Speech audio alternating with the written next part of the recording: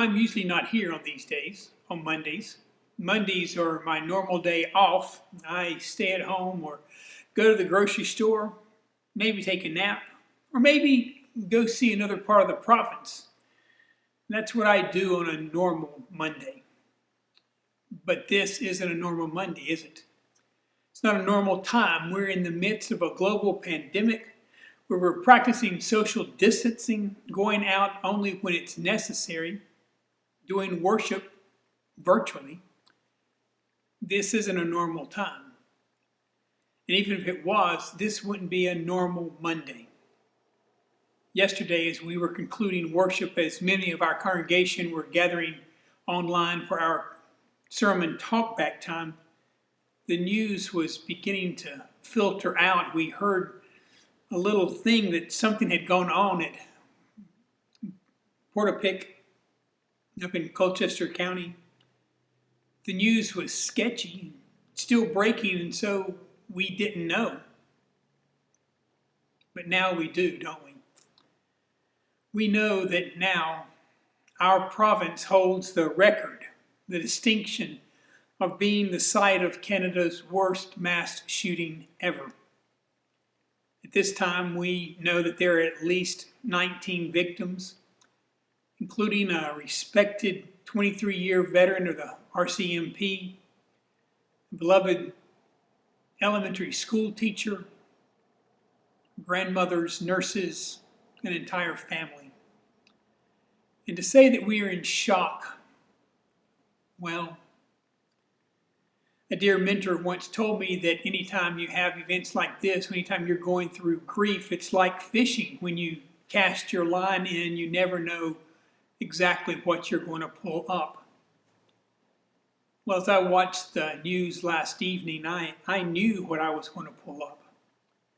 You see, I was going to dredge up memories of our time in Charleston, South Carolina, where one Wednesday evening, the Bible study ended when a lone gunman pulled out a gun and killed 9 individuals and injured several others. Our whole city was in shock. The days that followed were filled. They were filled with services, with public vigils.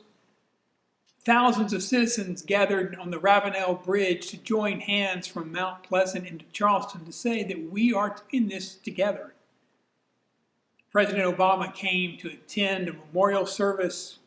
Governor Haley attended every funeral.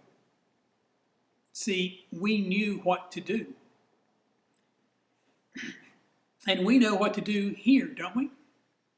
Or at least we know what we would do. We know that if these were normal times, we would be having vigils. There's no doubt that today or tomorrow we would have a vigil here in the valley at Clock Park in Wolfville. In towns, it would be held all across our province. We would watch as the RCMP officers from across the country would come to remember the life of Constable Stevenson. Premier McNeil would offer condolences in person, and Prime Minister Trudeau would come from Ottawa. That's what would happen if these were normal times. But these aren't normal times. And so we are left to work through our grief alone, in isolation with our families, online. Grief is always hard.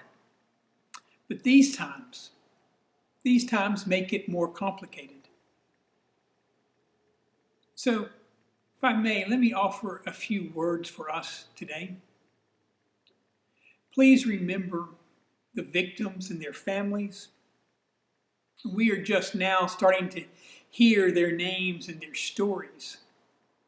And as painful as it may be, when those reports come on, read their names, hear them, know their stories. Let them be individuals and people and families. But also remember that they're not the only victims. We were all attacked.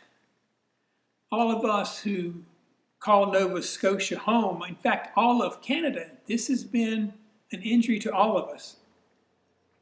the one sentiment I have heard that I have spoken is, this doesn't happen here. Not here. This is a place where we sleep with the windows open and our doors normally not locked. That has been our sense since moving here. We worry about a lot of things, but safety is not one of them. We don't worry about being in the wrong place at the wrong time and being shot. That's just what it is to be a Canadian, right? And even if it happens, it happens somewhere else. Not here. Not in Nova Scotia. But now we've lost that naivete. Our province, all of our beliefs, our security has been attacked. And all of us are grieving. All of us are.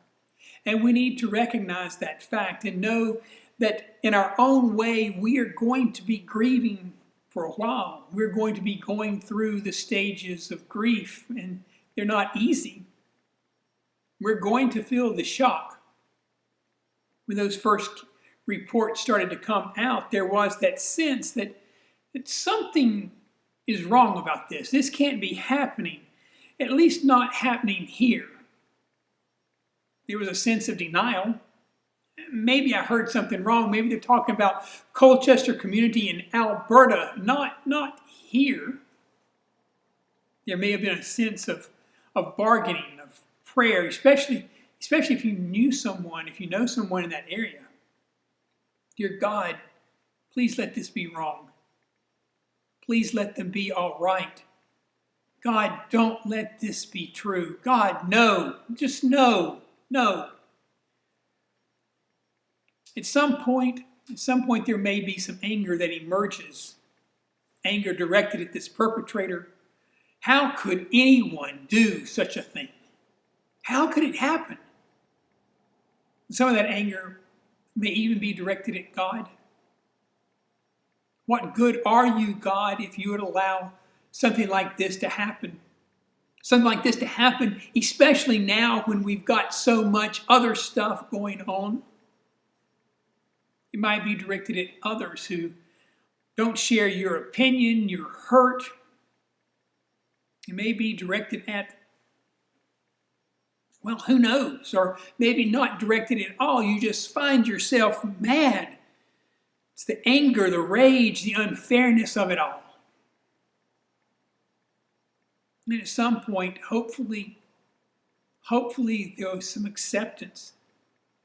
But to be really honest, it's way too soon for that.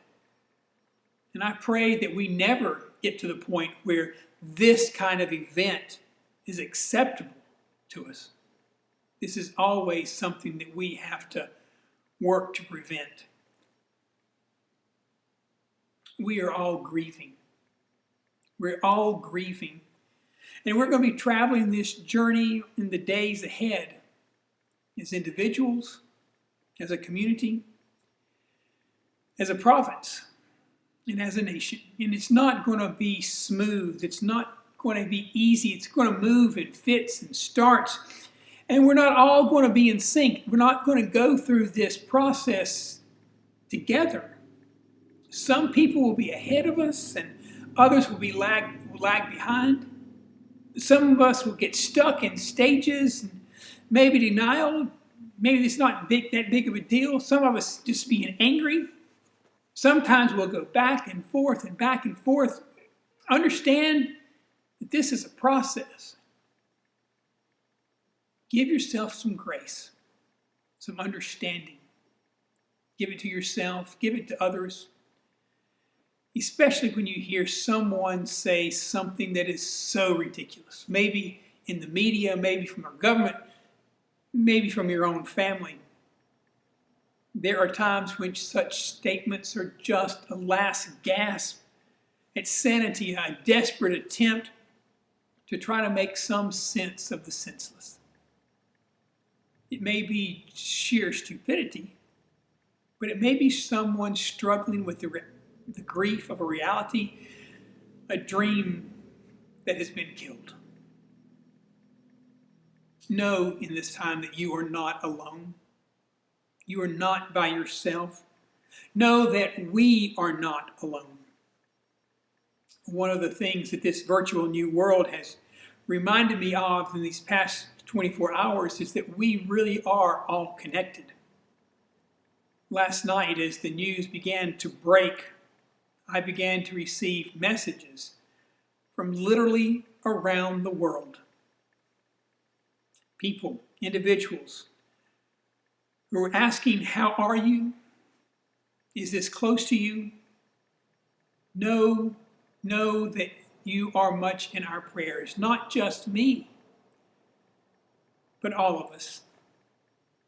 They have reached out to say they are praying for us all, for our province, for our nation. You know, this is not a fraternity of grief that we wanted to join.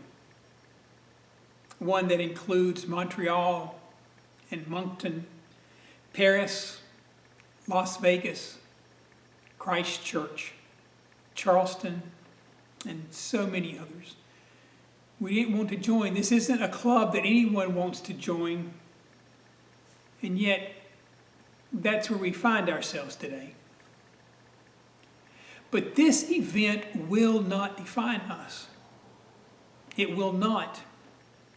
We have taken a blow, but we know that's not who we are.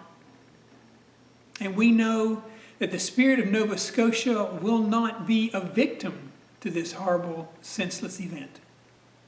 Working together, holding each other in love, by the grace of God, we will rise again.